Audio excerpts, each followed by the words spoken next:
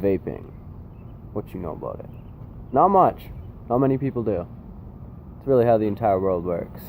No one really knows, and they're afraid of what they don't know, and then the things that people do know, they want to completely and utterly control it because they know, and they think they know what's best, but really, you're an adult, you make your own decisions.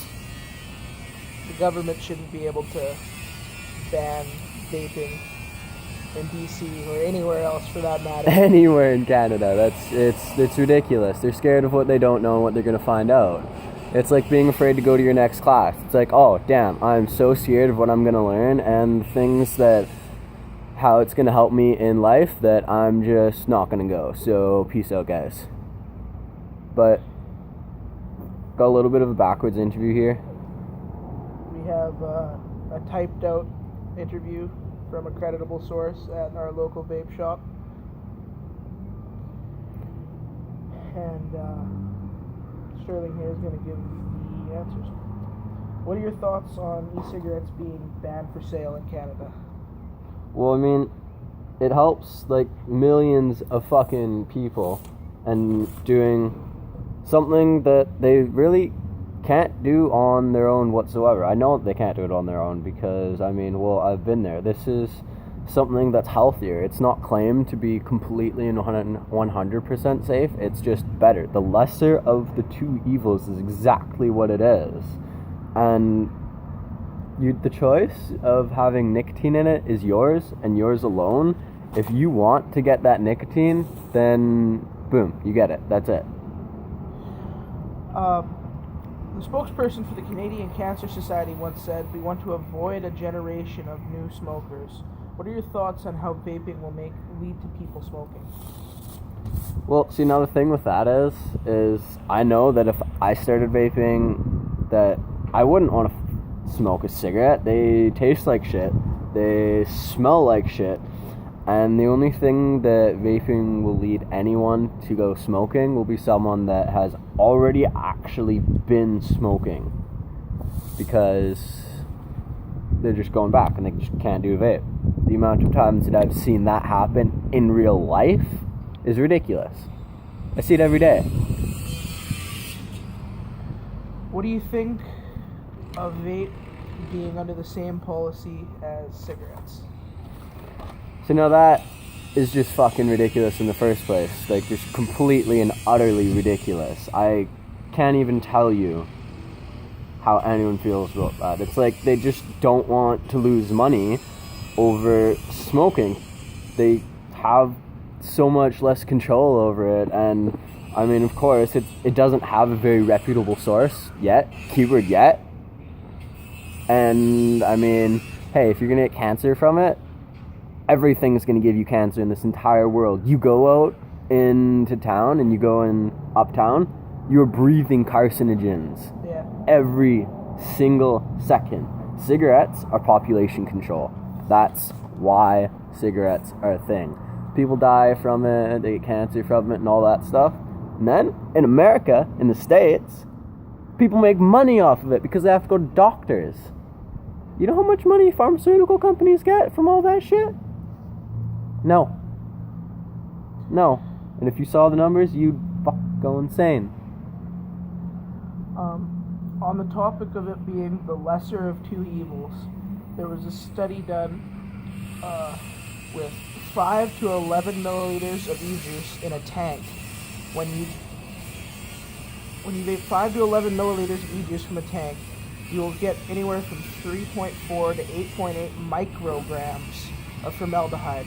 Whereas a cigarette, you can get up to 9 times that. Think about that for a second. How much formaldehyde do you actually want in your body? Do you want like a couple micrograms? Or do you want a couple thousand micrograms? I don't know. You tell me. The very first thing is that you honestly can't vape that much e-juice at the same time. Man, I wish I could blow clouds that fat. Are you kidding me? 5 to 11 milliliters of e-juice? That is ridiculous. Especially from a tank. You're burning the coil and the cotton in that tank. Who's to say it's just the e-juice that's being burnt? Yeah. And even if it was just e-juice, it would have to be straight 100% nicotine juice. Who is going to vape that, honestly? Who? You know how much nicotine you get from a cigarette? You get about 1 milligram. That's it. You get less from a vape. They did tests on mice that would inhale the vapor, and some died. What does it say? Non-resistant bacteria. Yeah. Some died to a non-resistance to bacteria. How does this show that it will kill humans? Well, the very first thing that you need to realize is look at how much hygiene humans have. Like, think about that for a second. It's like, we brush our teeth, we shower, we do all that, we change our clothes, and mice are in a cage all day, every day, not let out, really at all whatsoever, especially if they're lab mice. Who lets out a lab mouse, honestly? Yep. Like, that doesn't work. And imagine living your entire life in your room. That would be about it. You have one room there. You got everything that you need. Everything you could ever want is brought to you, and that's where you live. You can't leave to clean yourself. You can't leave to shit. You can't leave to piss. You have all those things that you need to do in that small enclosed area.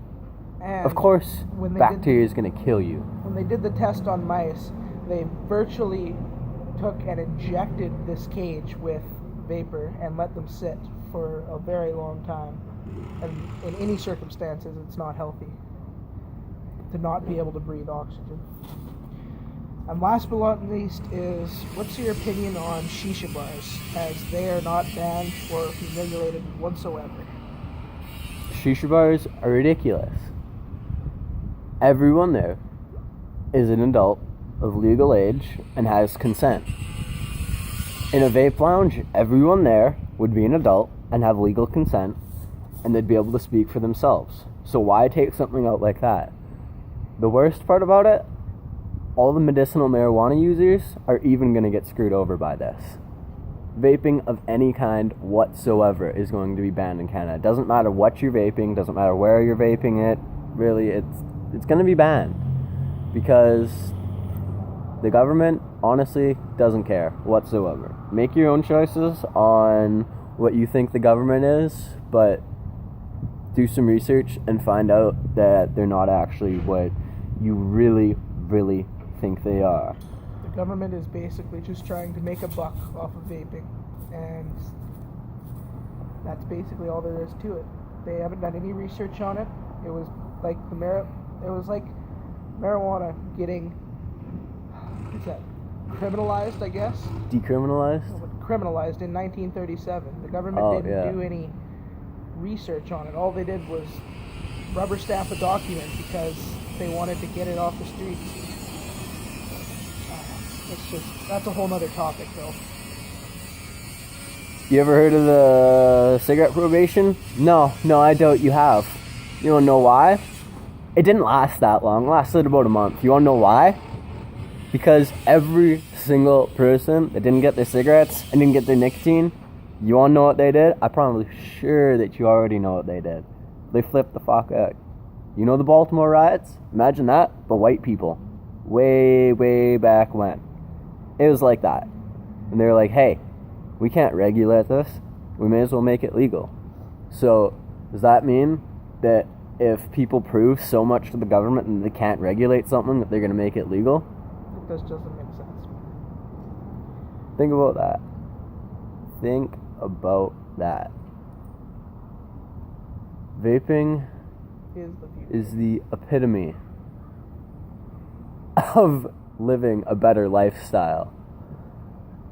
The things you get from vaping and the personal gain that you actually get from it, and I'm not saying this to be like, yo, everyone, let's go and vape. No. I'm saying this because I am an ex-smoker, and vaping is a lot better for you. You know how much healthier I feel? You know how much I want to puke each time a day now? None. Smoking is dead, vaping is the future, and the future is now.